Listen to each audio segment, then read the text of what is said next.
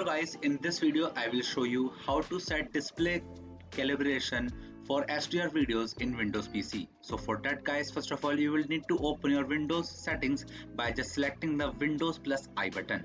After that you guys will get here and now select the display option.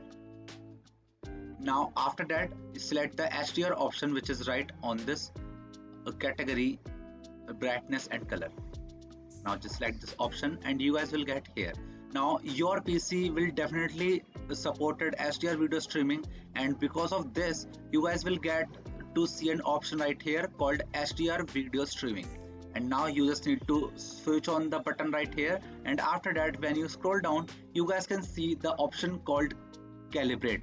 Now you just need to select on that particular button, and after that you guys can customize your settings of display calibration according to yourself for HDR video streaming purposes. So that's it for this video guys. If you find this video helpful, then make sure to share this video to your friends and family, and also subscribe to our channel for more such content.